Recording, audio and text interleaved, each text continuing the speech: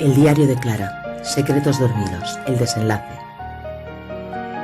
Entre todo aquel amasijo de historias relatadas por Clara de niña y con una caligrafía agradable a la vista, rebusqué aquella en la que me hablara de la relación entre Delfina y mi bisabuelo Pablo.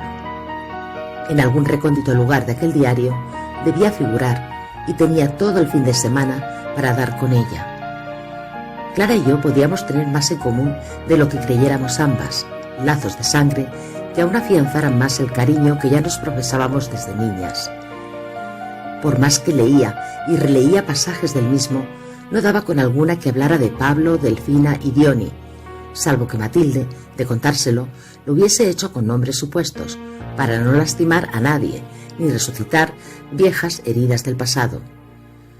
Solo de pensar que nuestro vínculo fuera más grande, me ponía la piel de gallina. Lo que tenía muy claro era que eso no iba a variar para nada el cariño que le tenía desde niña. Los errores de los mayores, del pasado, no podían ni debían interferir en nuestra amistad.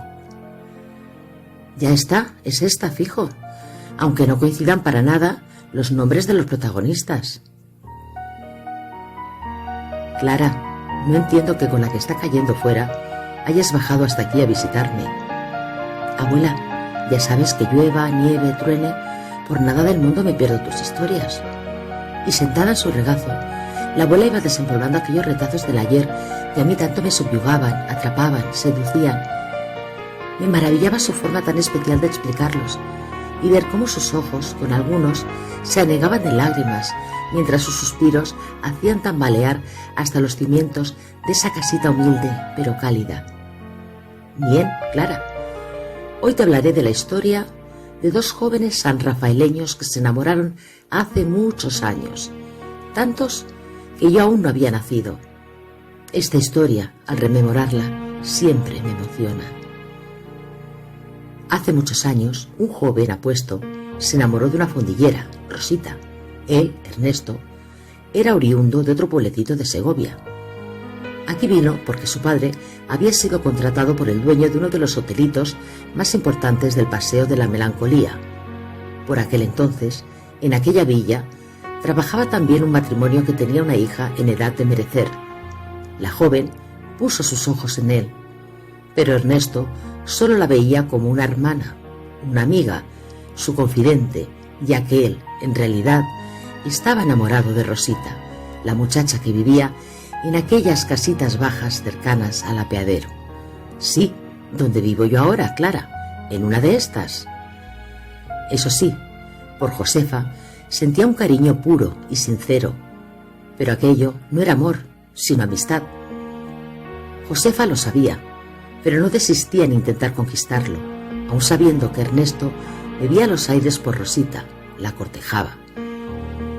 Todo el mundo daba por hecho que algún día sorprenderían a propios y a extraños con la buena nueva de que Ernesto y Rosita se habían hecho novios, pero eran tiempos difíciles y en casa de Rosita empezaban a pasar serias dificultades económicas. Su padre había enfermado de tuberculosis y a ella no le quedaba más remedio que irse a trabajar a Madrid, a servir. Esa distancia sirvió para que Josefa y Ernesto empezaran a verse con más asiduidad. La complicidad llegó a un punto en el que ambos formalizarían su situación. Pero Rosita volvió un día y Ernesto se dio cuenta de que ella era la mujer de su vida. Intentó cortar con Josefa, pero no pudo, le faltó valor. Una noche de luna llena, en la que discutieron Josefa y Ernesto, dicen que Rosita se entregó en cuerpo y alma al joven y fruto de ese encuentro amoroso se quedó embarazada. Su mayor error fue ocultárselo a Ernesto, porque Romualdo, el padre de Josefa, fallecía repentinamente de un infarto y Ernesto decidía casarse con ella antes de lo previsto, poner fecha a ese enlace, pese a estar de luto la joven. Rosita se había armado de valor y regresaba a San Rafael a confesárselo a Ernesto cuando se encontró con la desagradable noticia de su boda. Triste, hundida, abatida, se fue de allí tras revelarle que estaba esperando un hijo suyo, que no pensaba presionarlo, pero que esperaba que cumpliera con ella. Ni un beso, ni un adiós, solo una fría despedida que no auguraba nada bueno. Al poco tiempo, Rosita recibía una carta de Ernesto diciéndole que no podía dejar a Josefa, que era un hombre de palabra, y le pedía, en la misma, que nunca revelase a nadie la verdad, que jamás le faltaría su apoyo económico y que la querría toda la vida.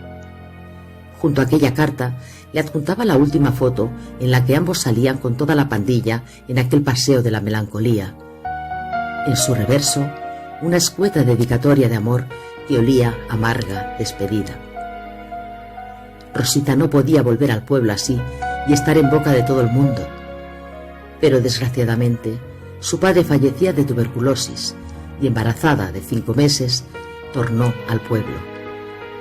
Enseguida empezaron los rumores, las críticas, las cábalas, las conjeturas, y Ernesto calló, dejó que las malas lenguas siguiesen hablando mal de ella. Su madre también le volvió la espalda y regresó completamente destruida y abandonada a la capital, donde permanecería poco tiempo, porque apenas le quedaban recursos para malvivir en aquella pensión de mala muerte, y volvió al pueblo para dar a luz en casa de una tía suya. Rosita tuvo a su hija, y el destino quiso premiarla con un hombre viudo que se casaría con ella cuando la pequeña contaba con 1 añito de edad. Silvestre la reconoció como suya y los rumores cesaron para siempre. Ya nadie hablaba de Rosita, del posible padre de la criatura que todos sabían que no había fallecido. Ernesto tuvo una vida breve, pero al morir tuvo en cuenta en su testamento aquella hija que abandonó antes de nacer. Su familia, que lo sabía todo, no puso objeción alguna. Querían evitar a toda costa el escándalo. De hecho, aquella niñita no supo la verdad hasta muchos años después, siendo ya una mujer felizmente casada y con hijos. Bien, mi pequeña Clara, por hoy ya has tenido suficiente. Ahora a casa, que ha dejado de llover y está cayendo la noche. Miré a la abuela de reojo y sus ojos hablaron por sí mismos.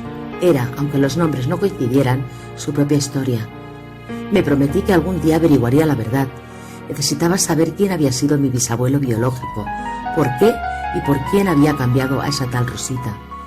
Fijo que ella era mi bisabuela Delfina.